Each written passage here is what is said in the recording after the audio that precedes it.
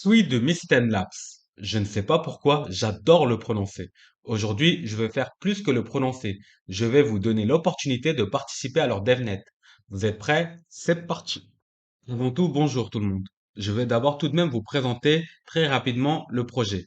Je vais essayer de vous le présenter en une seule phrase. Sui est la première blockchain de couche 1 sans autorisation, conçue dès le départ pour permettre aux créateurs et aux développeurs de créer des expériences qui répondent aux besoins des futurs milliards d'utilisateurs du Web3. Désolé de ne pas en dire plus, je suis sûr que vous trouverez plein d'autres vidéos sympas qui présenteront le projet de Sui Apps avec beaucoup plus de pertinence que moi et de précision. Et en cherchant un peu, quand vous comprendrez quelles sont les personnes qui sont derrière ce projet, vous vous rendrez vite compte que ce projet est super excitant. Nous allons maintenant attaquer le vif du sujet. Nous voici sur l'article en question. Allons directement sur la partie 1. Nous allons commencer par la partie 1 dans laquelle je vais vous montrer comment louer votre serveur VPS et la configurer.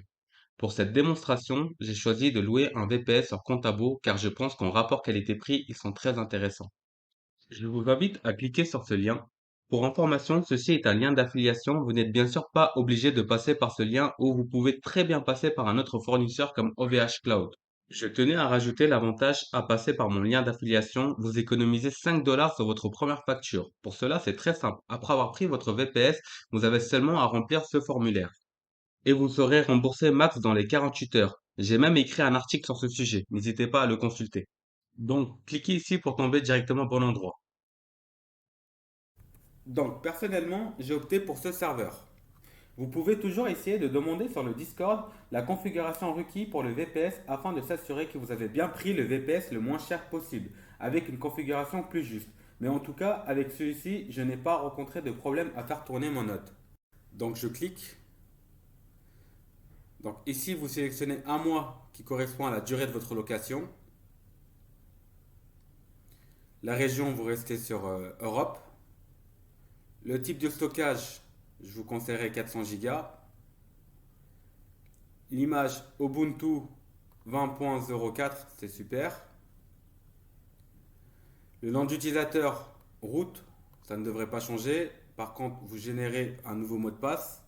Donc, dès maintenant, je vous conseille de copier-coller ce mot de passe sur un bloc-notes et vous l'enregistrez sur votre PC et il va vous servir plus tard. Networking, vous ne touchez à rien. Add-ons, vous ne touchez à rien et on clique sur Next.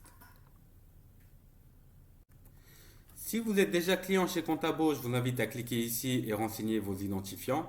Sinon, on ne touche à rien. Donc ici, vous avez le choix entre private, individuel, business. Donc vous avez le choix entre, c'est-à-dire particulier ou entreprise. Je vous laisse choisir. Ici, donc, vous rentrez votre nom, prénom, adresse, ville, code postal, pays, téléphone, adresse mail, confirmation de votre adresse mail. Et ici, je vous conseillerais de ne pas cocher et cliquer sur Next. Et je vous invite ensuite à payer votre serveur VPS. Donc, une fois que le paiement est accepté, vous devrez recevoir dans un premier temps un email de Contabo qui vous donnera une visibilité sur votre commande passée. Et un quart d'heure après environ, vous allez recevoir ce deuxième mail dans lequel vous aurez toutes les informations nécessaires pour vous connecter sur votre serveur. Donc là, maintenant, vous avez un serveur VPS opérationnel.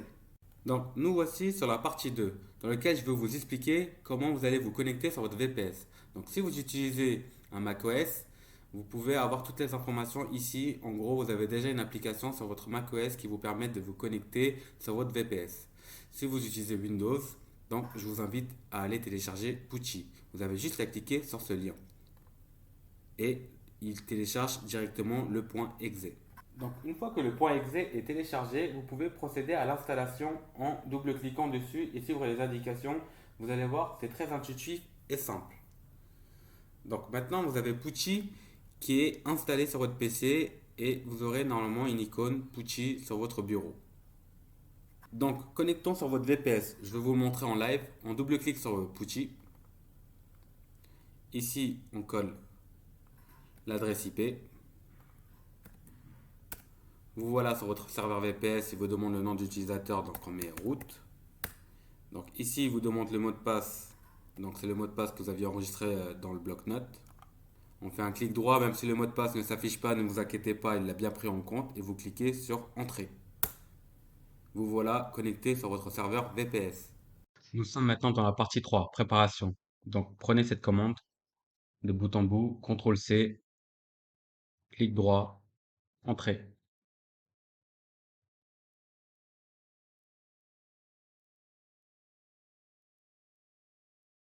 OK. On passe à la commande suivante. Donc, prenez tout de bout en bout, CTRL-C, clic droit et entrée. OK. On passe à la commande suivante. On va installer Rust. Hop, CTRL-C, clic droit, entrée.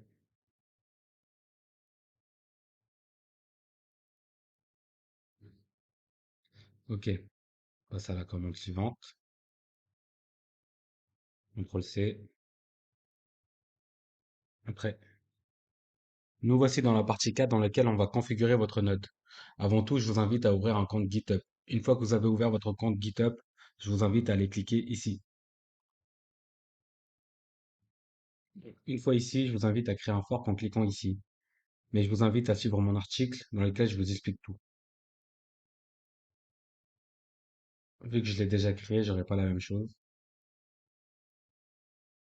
Donc ensuite, une fois que vous avez créé votre fork, prenez cette commande et remplacez your GitHub username par votre username de votre compte GitHub. Et vous le trouverez normalement ici. Voilà, par exemple, moi, c'est Jackal786. Donc moi, je peux prendre cette commande, mais pas vous. CTRL-C, clic droit, entrée, et on patiente.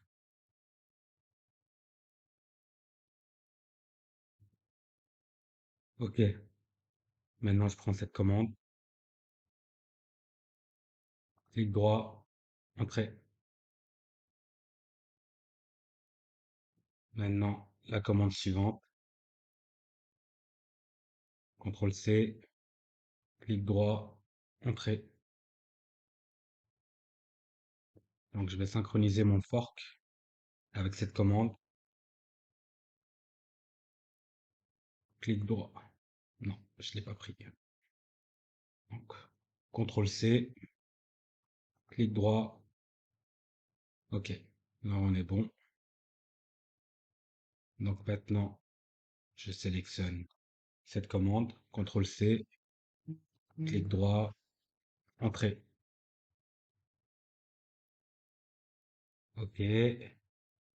Donc maintenant, je prends cette commande, CTRL-C, clic droit, entrée. On va maintenant télécharger le Genesis, CTRL-C, clic droit, entrée.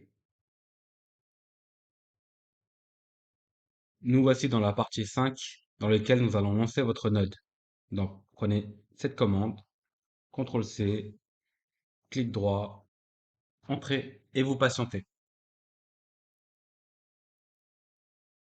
Félicitations, votre Full Node Suite de Misten Labs est lancée. J'espère sincèrement que ma vidéo vous a plu et qu'elle vous aurait aidé à participer au DevNet en cours. N'hésitez pas à aller jeter un coup d'œil à ma chaîne YouTube sur laquelle j'ai posté pas mal de vidéos du même genre, sur des futurs beaux projets blockchain comme Aptos, Celestia, Darknet, Massa Labs.